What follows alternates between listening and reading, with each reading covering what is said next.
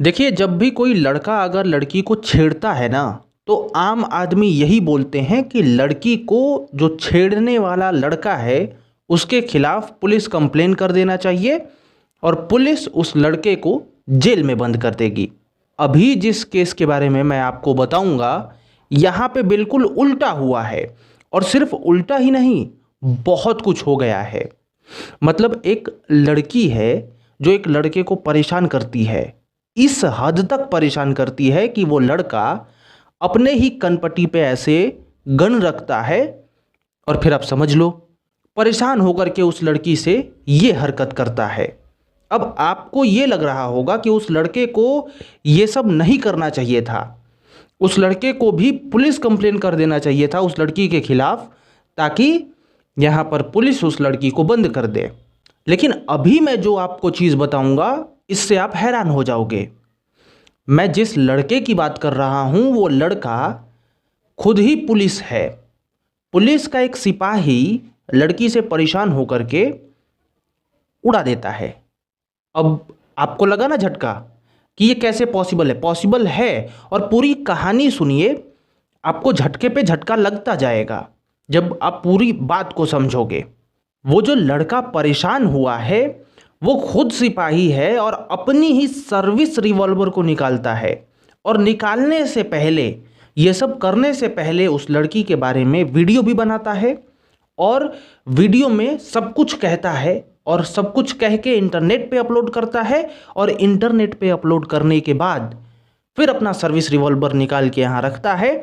और आप समझ जाओ, अब पूरी कहानी आप समझो कि यहाँ पे मामला क्या था।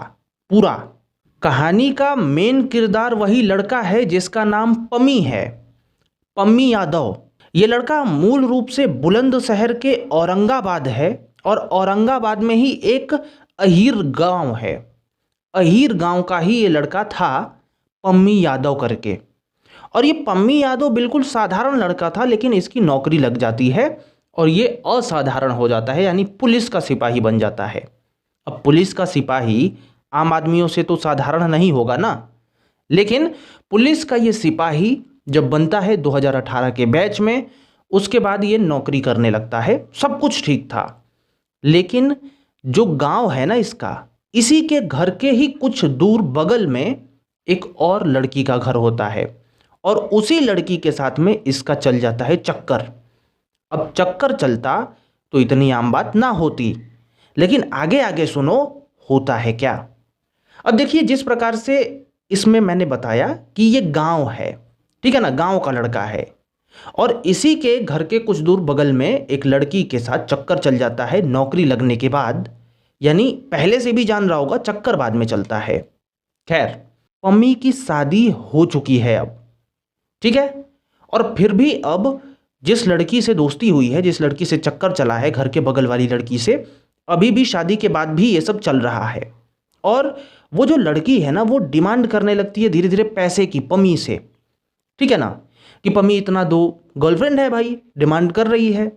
ये हद से ज़्यादा होने लगता है, इस तरह हद से ज़्यादा होने लगता है कि पम्मी एक समय पे कहता है उससे कि देखो, हम लोग अलग हैं और अलग ही हैं अब, तो मैं तुमको पैसा नहीं दे सकता, बहुत तुमको पैसा दे दिया, अब मेरे में इतनी कैपेबिलिटी नहीं है। लेकिन जो घर के बगल की लड़की थी, जो गर्लफ्रेंड थी पम्मी की, जो सिपाही पम्मी है उसकी गर्लफ्रेंड, वो इसे ब्लैकमेल करने लगती है। पम्मी कहता है कि मैं कंप्लेन लिखवा दूंगा, तो वो बोलती है मैं खुद ही कंप्लेन लिखवाने वाली हूँ तुम्हारे खिलाफ, तुमने मेरे साथ ये किया है। यानी अब वो ब्लैकमेल करने लगती है और पम्मी इसी में फंस जाता है। एक तो पम्मी की शादी हो चुकी है, अब वो ब्लैकमेल भी हो रहा है।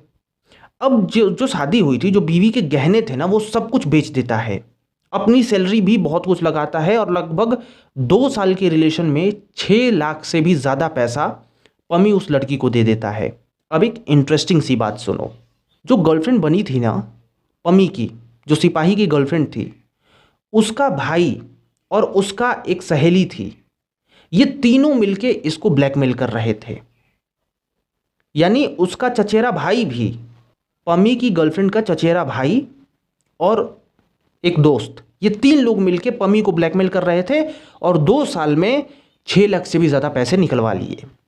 अब देखिए, पमी एकदम 2 साल में परेशान हो चुका है क्योंकि उस पर ब्लैकमेल पे ब्लैकमेल, पैसे पे पैसा मांगा जा रहा है और वो है एक आम सिपाही। अब रूल के हिसाब से, क्योंकि आम आदमी के पास ऐसा, अगर आम आदमी को ब्लैकमेल किया जाता तो उसे कहा जाता कि तू जा पुलिस में कह, पर पमी तो खुद ही पुलिस में था, फिर भी वो पुलिस को नहीं बताया, अपने आला अधिकारियों को नहीं बताया कि मेरे साथ ये हो रहा है। वो सहता गया सहता गया सहता गया और एक दिन बांध टूट गया। ईवीएम की सुरक्षा कर रहा था गाजियाबाद में, मुराद नगर का जो नगर पालिका है वहीं पे ईवीएम रखा हुआ है और उसी ईवीएम को सुरक्षित करने के लिए सिपाही लोग खड़े रहते हैं। यहीं पे इसकी ड्यूटी लगी थी और इसी ड्यूटी के दौरान वो क्या करता है कि अपना वीडियो बनाता है क्योंकि परेशान है, और वीडियो में सब कुछ बताता है उन लड़कियों के बारे में, लड़कियों से रिलेशन के बारे में, लड़की से रिलेशन के बारे में। और वो कहता है कि अब मैं परेशान हो चुका हूँ और मेरे पास एक ही ऑप्शन है, लेकिन मैं तो जा रहा हूँ, लेकिन उस लड़की को मैं कह रहा हूँ कि उस लड़की को भी कड़ी सज़ा होनी चाहिए। ऐसा करके वो वीडियो बनाता है, सोशल मीडिया पे वायरल करता है और फिर यहाँ पे रखता है और ख़त्म। प्रश्न यहाँ पे बहुत सारे खड़े होते हैं। एक आम आदमी से तो हम अपेक्षा कर सकते हैं कि वो आम आदमी ऐसा कर सकता है क्योंकि पुलिस के पास जाएगा, लफड़ा होगा, ये होगा वो होगा, लेकिन पमी तो खुद ही पुलिस में था, उसे तो कम से कम अपने आला अधिकारियों को बोलना चाहिए था। देखो, मैं ये मानता हूं कि क्योंकि पम्मी शादीशुदा पुलिस ऑफिसर है, शादीशुदा पुलिस का सिपाही है, तो वो सोच रहा होगा कि मेरी बेइज्जती होगी, लेकिन फिर भी उसे कंप्लेन तो करना चाहिए था। अच्छा, इसमें कौन गलत है कौन सही है ये भी आप बताइए। और दूसरी बात, मेरा एक और नहीं समझ में आ रहा है कि अगर इन लोगों का घर के बगल की लड़की थी और इन लोगों में अपने सहमति से ऐसा सब हुआ था, तो आखिर में ऐसा क्या हुआ कि पैसे की डिमांड इतनी बढ़ने लगी और इस हद तक की ब्लैकमेलिंग होने लगी? क्या ये पहले से ही षड्यंत्र था उन लड़कियों का कि पम्मी को फंसाना है और ये सब लूटपाट करनी है, धीरे धीरे इनसे निकलवाना है क्योंकि ये पुलिस बन गया है? ये सारे प्रश्नों के जो उत्तर हैं वो अब वो लड़की, उसका भाई और उसकी दोस्त देगी। ये 3 लोगों को गिरफ्तार कर लिया है पुलिस ने अभी फ़िलहाल में। वीडियो वायरल होने के बाद पम्मी तो निपट गया है, लेकिन यहाँ पे एक बात और देखनी चाहिए आपको, विदाउट एनी जजमेंट, शादी होने के बाद भी पमी उसके साथ में है, तो इसमें तो कुछ पमी की भी गलती निकलती है। लेकिन फिर वही बात मैं कहना चाहूँगा, दोहराना चाहूँगा, गलती चाहे कितनी भी हो, जो लड़कियां हैं वो भी कम गलत नहीं हैं। हालांकि जो ओरिजिनल रिपोर्ट्स निकल के आएंगी वो अरेस्ट के बाद ही आएंगी, और अरेस्ट हो गया है, वो तीनों लोग अरेस्ट हो गई हैं, 2 लड़कियां और एक भाई। और भाई भी अजीब सा है, मतलब वो भी ब्लैकमेल करने में साथ दे रहा है। दरअसल जब स्टार्टिंग में पमी ने पैसे दिए थे तभी इन तीनों ने अंदाज़ा लगा लिया था कि पमी अब ब्लैकमेल होने के लिए तैयार है। वो डर रहा है कि कहीं ये लोग पुलिस में जाके कंप्लेन उसके खिलाफ ना कर दें। पमी ये भी डर रहा होगा कि मेरे घर पे पता चलेगा तो लोग मेरी इज्जत को लेके क्या बोलेंगे, मेरे ऊपर कचरे उछालेंगे, मतलब बातें बनाएंगे।